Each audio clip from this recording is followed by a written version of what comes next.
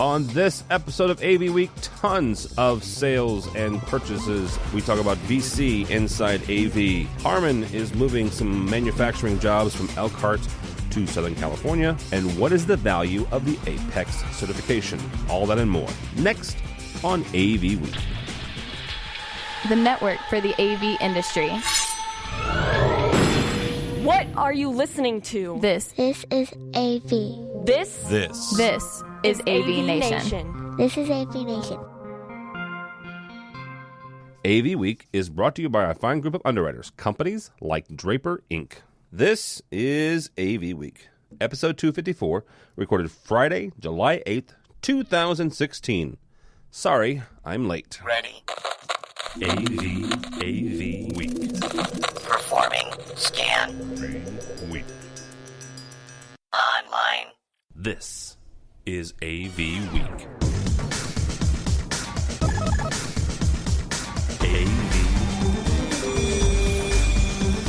AV Week.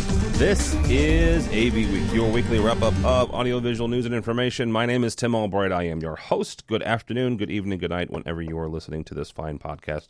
If you're watching it live, good afternoon on a wonderful Friday afternoon.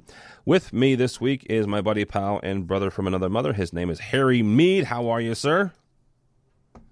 Unemployed. That's not a yes.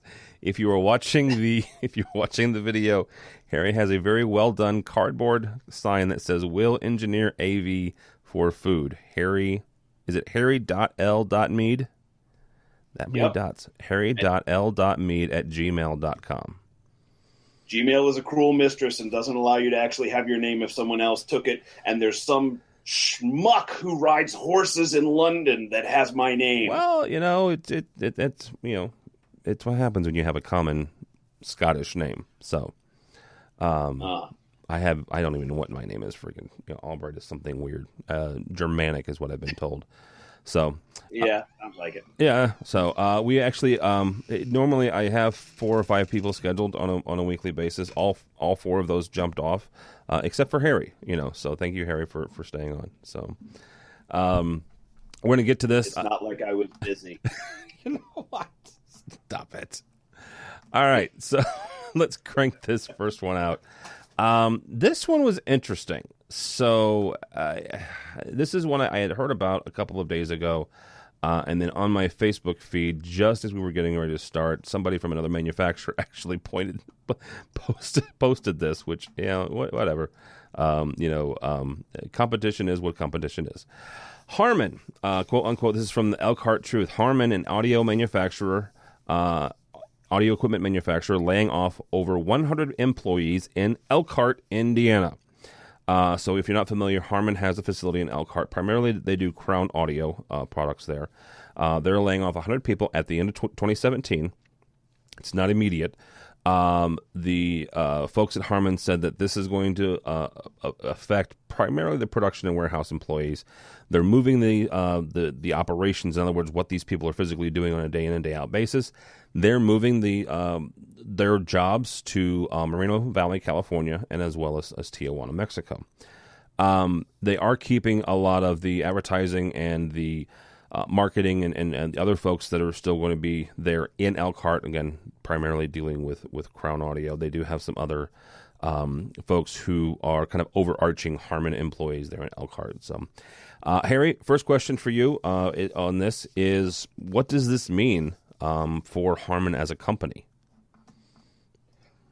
Generally, it means Harman's a big company that bought a bunch of people, and now they've got duplications. Okay. So if you've got duplicated effort in a big company, I mean, it is what it is, but you need to be able to take care of those duplications and not have them. Otherwise, you're just bleeding money for no reason. So if they've got their manufacturing in California and Mexico that has excess capacity, and it has enough capacity to pick up the Crown line, then why wouldn't you? I mean, there is the human element of, but the people are going to lose their job.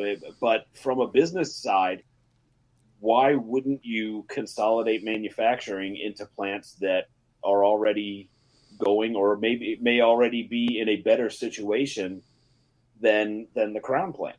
What's interesting is we have, full disclosure, one of our good friends and pals, and he's on the board of AVNation. His name is Bradford Ben. He works for Harman. This doesn't come from him. This has nothing to do with him, but just for transparency's sake.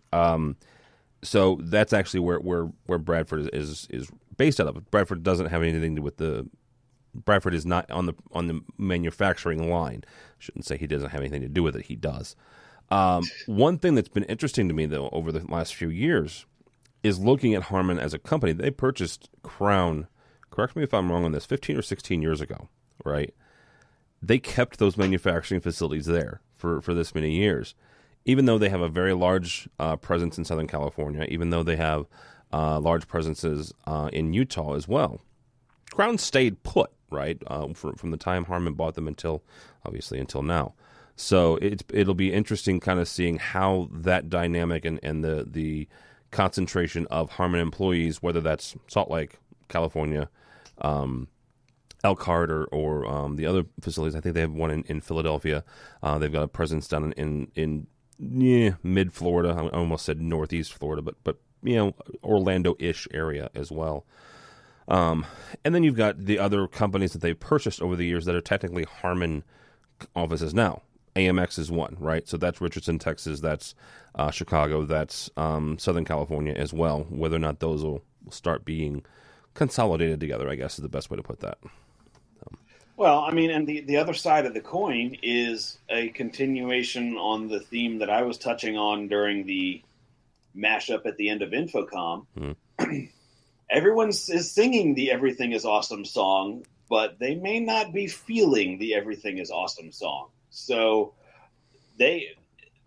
different people, I mean, different divisions in Harman may not be doing everything that they need to be doing right now. So this may be something that has to happen, that while Harman was smaller and didn't have these other divisions, they could let Crown, for this, for sake of this, go and be not as productive. But now, if everything is not quite as awesome as it may be seeming, they need to do a little bit of belt tightening, and inefficiencies are going to be the first thing to go. Here's the other thing that Harman has that is, it's not unique to the AV industry, but they're one of the biggest companies that is like this, and that's the fact that they're a publicly held company, right? You can go out and you can buy Harman stock. I own none, but you can go out and purchase Harman stock. You can't purchase Extron stock. You can't purchase Crestron stock, right? So they have, it's a different set of expectations. It's a different set of people that they have to appease. Those are the stockholders, right? These are the people that are holding the pieces of paper that says, I own parts of this company. I expect a return at the end of the year. Crestron, let's just pick on them for a second, I mean, and Extron as well. These are two companies that were founded and ran by innovative cowboys, right? I mean, George Feldstein had a freaking, built an FCC cage in Rockley, New Jersey, for crying out loud, because he wanted to. Now, they use it for the facilities, but he freaking wanted one, right? It's the only reason he had one, because he was a geek. He was an engineer at heart. He didn't have to make a business case for that necessarily. I'm sure he probably did. But, he didn't have to do that. With a publicly held company, there are certain things you have to do, right? There's documents you have to sign. There's releases you have to make. And there's also, at the end of the year, you've got to make money for your stockholders. Speaking of stockholders and stock options and things of that nature, so about, 2 months ago now, Harry? Polycom announced that, hey, they're going to be bought by a company called Mitel. Except this morning they announced that they weren't. So, see ya. Because the board of directors said, another company called Siris came along and offered us $0.04 billion more. So $1.96 billion is what Mitel offered. Siris came along and offered a flat $2 billion. I don't know if it was the fact that the board of directors said, you know what, we need that $400,000 absolutely we have to have it, or if it was just 40 million. huh? 40 million. I'm sorry, 40 million. 400 million. Yeah, I'm sorry. What did I say? 400,000, 400 million. Thank you. It's 4D million. 40 million. 40 million.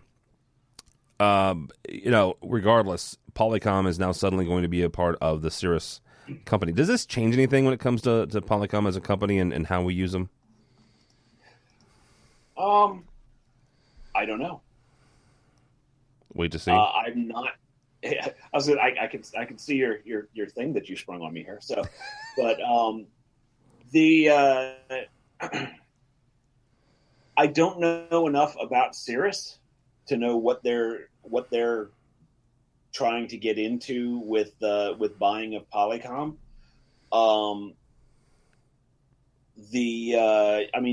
Again, this kind of comes down to a shareholder thing. It depends on the article there listed as it came out to $12.50 a share for this article or for this offer. I'm not sure what that share price was for the other. And when you start looking at it as a share price, okay, that a dollar difference is a 10%.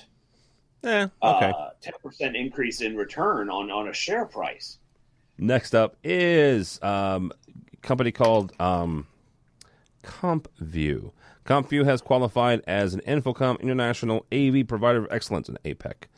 The Infocom Apex program is a marketing recognition program for integration companies and AV design consulting firms dedicated to upholding industry excellence by providing quality service to customers. End quote.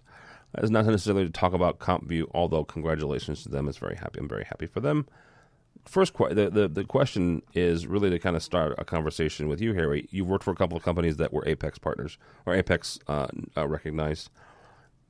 After about a year or so of this program, where are we at with it? I mean, is it valuable to be an Apex recognized provider? Well, my former employer just dropped their Apex. Okay. We argued against it, but they decided that they didn't see the value in it.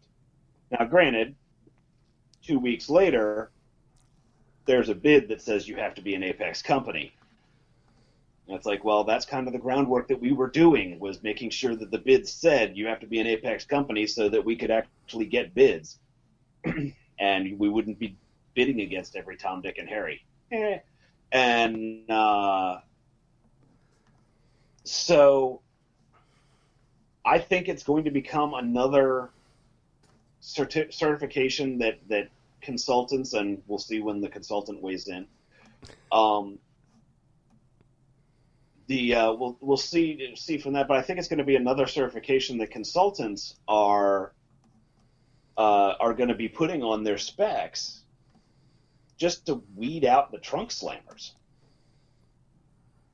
And so, yes, great, you got Apex. I know what we went through to get Apex, and it's not hard if you apply yourself. Okay. It's not hard if you're actually doing things correctly to get Apex certification. You have to want to do it because there are things that you have to do that aren't your normal business. But for value, I mean, it's another thing that our friend Shrago has talked about before is the value of these certifications and what actually follows up. Now, with Apex, you actually do have to do follow-ups. And unlike with CTSs, per se, CTS, you just have to show up to enough classes throughout your 3 years or 5 years or however long it is, and get your credits for having a butt in a class, and then you get your CTS renewed. There's no checking up on, okay, does the CTSD actually know what the hell he's talking about? Does he actually design systems? Does he have any work that actually you can see? There's none of that. With Apex, there is, though. Well, let's bring is Josh in. picking up. Let's bring Josh in on that for two reasons. First of all, he is a consultant. So, Josh, first question for you, and we are now joined by Josh Schweko from TCOM. Also happens to be the editor-in-chief of AVNation and corrects my spelling on a regular basis. Prepositions are worse. Prepositions are the worst. First question, is Apex valuable from a consultant standpoint? And then the second question, to Harry's point, is it something that we might want to look at for the CTS certifications overarching? Not for nothing, but you happen to be on the CTS steering committee. Oh, dear God, this is a can of worms, and I love it. Thank you for opening that. Shall we dive into Pandora's box here? Yeah, it's up to you. I'll leave hope in, I hope. Anyway, to a certain extent, yes, as a consultant and looking at an Apex certification, it does provide a qualifying value. If it's another requirement, in the same way that I will require somebody who's doing Crestron programming to have Crestron Gold, Crestron Platinum, depending on the complexity of the project.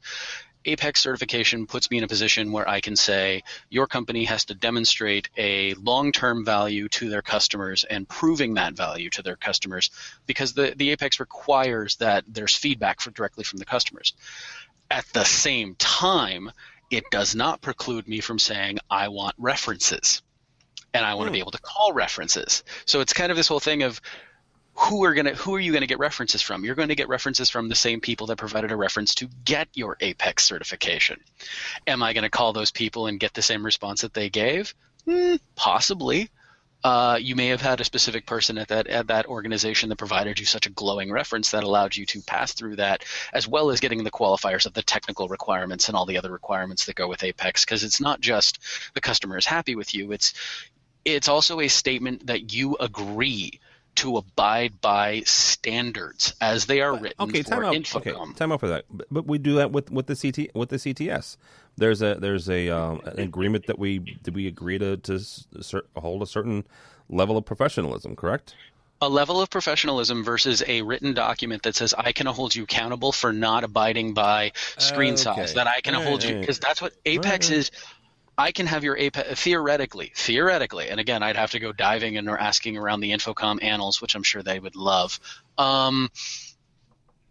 Theoretically, because the Apex certification says that you will abide by these standards by carrying it, if you execute a project that does not meet standards, written standards that all the wonderful steering committee, all of the wonderful standards committees and standard writing groups do, if you don't abide by those and you cannot justify a reason based on site conditions or based on customer requests, theoretically I have the ability to go back and say, this is a problem, you didn't meet your Apex certification, therefore we have an issue and you have to abide by that, and I can file theoretically a complaint. Theoretically, that's where it would put me in a position of having that added qualifier.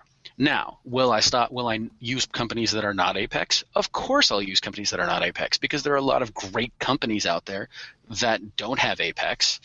Apex does, it's an instantaneous qualifier for your company saying, we know how to do this, and we have an industry organization that is saying that we are capable of doing this. Not everybody is going to sign up for that. It's just a fact. Not everybody has a CTS that works in this industry. Not everybody has an RCDD. Not every project manager has a PMP. It's just a statement of fact. Not everybody does these things. Some people have been doing this longer than those certifications ever existed. So at some point, is there value in it as a quick cursory glance? Sure. Is it going to stop me from calling their references? God, no. My due diligence is to make sure that my customer is protected. And I'm going to ask for references because that's what we're supposed to do. That's what we're here to do. All right. So we were actually joined by one more person, Mr. Eric Snyder, CT Chief Technology Officer. Is that your official title there, Mr. Snyder? Sure. Whatever. Okay. CTO then of CTI, which just sounds weird. Comforts Technologies in St. Louis. I'll ask you: is having an Apex or a certification like that? Let's not pick on Apex. Josh mentioned a PMP. He mentioned CTS. You guys have several CTSDs. You have certifications on your programmer side from different organizations. You have certifications from your DSP side from several different companies. Are those certifications valuable? Oh, man, that's a good question. Right now, there's an industry trend of having an alphabet soup behind your name right now, right? I actually, like on LinkedIn, I used to put them all there, and it's just getting kind of ridiculous, right? The question is a great question for Josh and the other guys in the group, too, is that you can write all these beautiful things into your spec, and are people going to follow them? Are they going to hold them to that, right? And I've not found that if someone doesn't really have this, are they disqualified? And I haven't seen people actually hold that up. Does that make sense? Mm-hmm. Now, with the apex on that, I like where Whitlock went. I think Whitlock was really in charge of that particular steering committee. I kind of like where they went with the AV checklist and all that. But then the question is I think some integrators are going to get nervous about that, the questionnaire that's going to come around for companies once a year and how that information is going to be used. And actually, I think that's valuable feedback for a company. It's actually going, it's like it's a half program instead of a full program. Does that make sense? So the thing is, it's like you're trying to solve multiple things with that one certification. And is it a marketing gimmick, or does it truly, are the results really there from the company? And I don't know that info. Very good. Harry, anything to add to it now that these other two gentlemen have jumped on? Yay, I don't have to talk for half an hour by myself. Now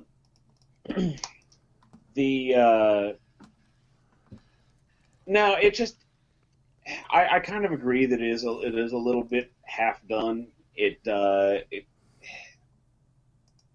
We need more enforcement of standards overall. As a general rule in AV, we need more enforcement of standards, and this is a step in the right direction, but there needs to be more. Okay. All right, very good. All right, now that we've talked enough about, purchases and holding companies and stockholders, but last one here before I let everybody go. Kingswood, hang on real quick, let's get for those who are watching the video. Kingswood Capital Management is acquiring AVAD, Kingswood Capital Management, quote unquote, an operational-focused middle-market private equity investment firm via its controlled affiliate has acquired AVAD LLC, including its wholly owned subsidiary, AVAD Canada Limited. Interesting story about this one real quick. When it was put out on Twitter and other Facebook and social media, the comment that I saw was, AVAD is finally free. It's independent again. Well, not exactly. It's owned by a company of another holding company, right? Another fund. One thing about that, though, you've got two folks. One person who used to work for the Harman Consumer Group, another one that was the director of the Clips Group, heading it up. So you've got Fred Farrar and Tom Jacoby, who is Tom is the CEO, and Fred is the new president of AVAD. So you've got two folks that are actually that have been in the business for a long time. They've got some pretty good industry chops. They've got a good shot of taking AVAD a little bit farther than what they had. Josh, when it comes to AVAD specifically, and then just talk about holding companies and in these investment firms in general, what do we think? Where are these investment firms coming from, and where do they think they're going to take these companies? Well, here's the thing: is the hot commodity, of course, these days for a lot of people to purchase are tech firms. They want to have investment in tech firms. They want to see the big boon. There have been a lot of studies done in the industry, specifically by Infocom a few years back, as to the direction that the AV industry is going, and they're continuing to do those. And it's what those studies are being used for externally. So I know of an instance that I can't speak specifically on as to who got it, who gave it, who wrote it, and all of those wondrousness things because of those glorious 3 letters called NDA. But I know that people have taken the information about the direction of the industry, and I know that they've provided them to financial institutions. And those financial institutions have then taken them and use them for their own internal purposes about how to dictate what they're going to build and how they're going to build it and what they're going to do with it. And once you put that kind of money about the direction that the AV industry is going and the direction that the investment firms or the direction the AV industry is going in terms of money and in terms of capabilities, once you put that in the hands of people that are constantly focusing on how to make more money and how to grow their profits and how to invest dollars not only for their own sake but for their investor, for the people that they service, once you take that and start putting it out into the public, they are looking at these documents and going, well, the AV industry has a lot of potential. There's this, there's that. We see this investment in its, everybody hated talking about convergence, but in our world, while we've been talking about it and doing it for 10 years at this point, the knowledge as to where the money is and how it can be invested and how it can be grown and how it can be utilized to expand services hasn't necessarily existed outside of our small bubble. And so we're starting to see an effect of reporting that has been going on for the last 5 to 7 years, reaching the people with the ability to start investing in these companies and expanding and saying, there's an opportunity here. We want to take advantage of it because this is an emerging market that lived under the radar.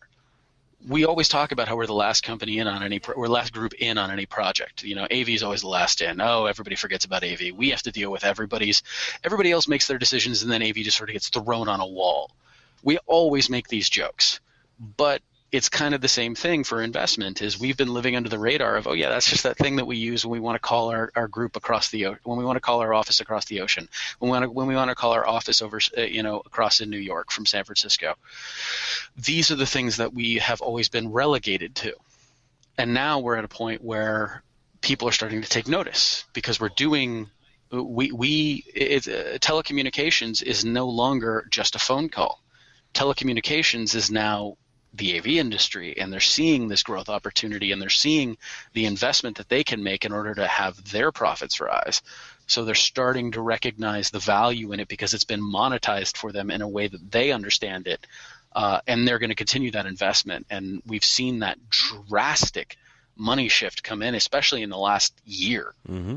Look at the sheer number of VCs that we hear mentioned between Polycom this morning dropping off of the Mitel deal and now going in with a VC. We have this distributor going in with a VC. We had other manufacturers getting invested in with VCs. We had AVISPL getting pushed over to a new VC. Yep. I mean, that is integrator, manufacturer, distributor, all three right off the bat that are all now have VC investment. And that's just this year. That's 2016. So you see there's this investment and there's this growth opportunity, and it's finally it's sort of like we're breaking out of our shell and entering into a different world in terms of how people look at us. Well, and I want to bring in Eric on that note, on the AVISPL note, is, manufacturing I kind of get. Distributor, that one was kind of interesting, right? The AVAD deal was interesting as the fact that every distributor I've talked to has told me that the distributor business is a rough business, right? Because you're working on margin, that's it. But Eric, as far as AVISPL and yes, they're the big kahuna. They are the biggest. I believe they're still the biggest integrator in the States. Them being picked up by a VC, them being picked up by an investment firm. What does that mean, and what does that say to folks? Either small mom and pop organizations who might have one office, or guys like you who have 15, 16 offices. What does that say to you guys as far as both your viability and maybe your future coming down the road?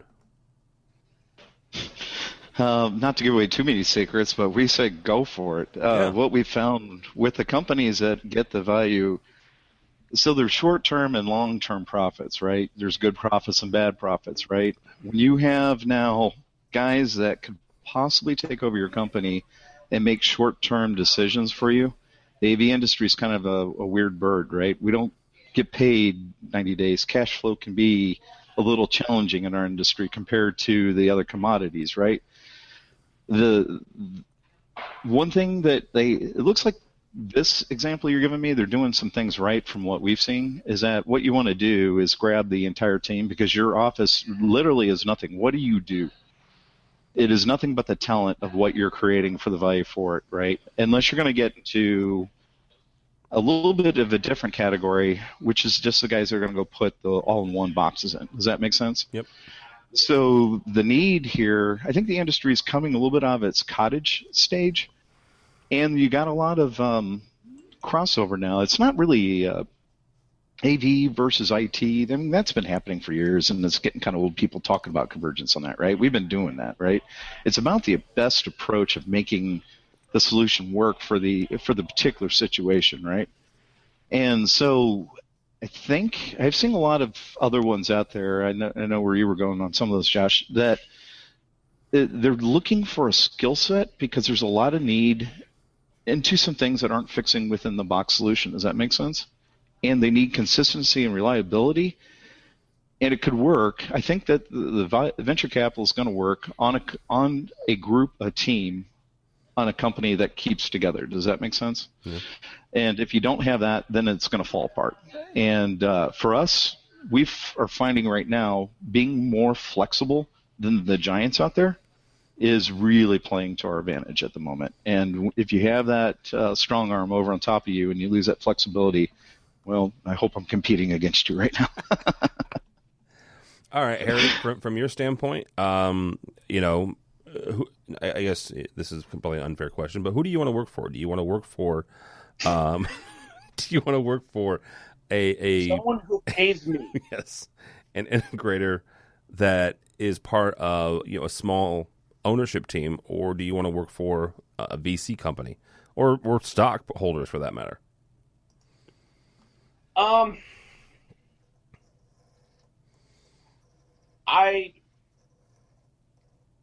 Okay, so of the three, I probably actually would go least on the straight up stock, just because decisions tend to get made that may not necessarily be the best ones in the long term, but they make sure that the stock price keeps up. Okay, so it's valid. That makes me a little bit worried. I like small ownership group. I can actually talk ownership group that because it's a smaller group of people that you're accountable to and that you know exactly what's going on. I haven't dealt in the VC side very much, so I don't really have any real opinion on that. My only other real comment is, okay, guys, convergence is over. Yeah. It's done. We've done it already. And we can stop talking about it now, because welcome VCs. This is what Silicon Valley has been doing for however many years. Okay? Silicon Valley lives in VCs. Now AV is a part of IT. AV now lives with VCs. So Silicon Valley has VC since when? Oh, jeez. Whatever, Valley Boy.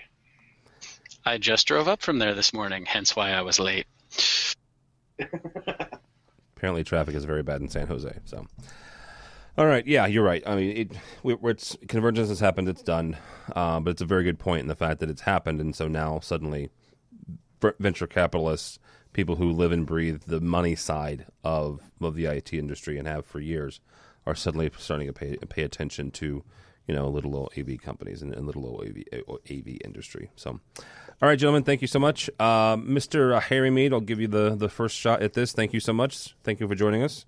How can people find you?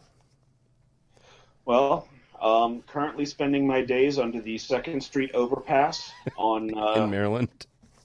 In Maryland, with my sign. On Twitter, at AVGrump. I've been a little silent recently because I'm looking for a job and I don't spout crap on social media when I'm looking for a job because I'm not dumb. Well, there's that. And but yeah, at AVGrump on Twitter. If you're interested and you're relatively local to me, harry.l.meade@gmail.com. I'd love to talk to you about a design engineering job. Yep. Very good. No, and Harry has a CTSD, has for 5 years now. And the only reason I know that is that Harry and I took ours at the exact same moment at Infocom 5 years ago, and I do not have a CTSD. So just want to put that out there. Mr. Strago. Well, I rely on Tim to tell me how long I've had my CTSD. Exactly, because I know exactly when I failed it. So Mr. Schrago, thank you, sir. You're welcome. I'm happy to be on. I'm sorry I was late.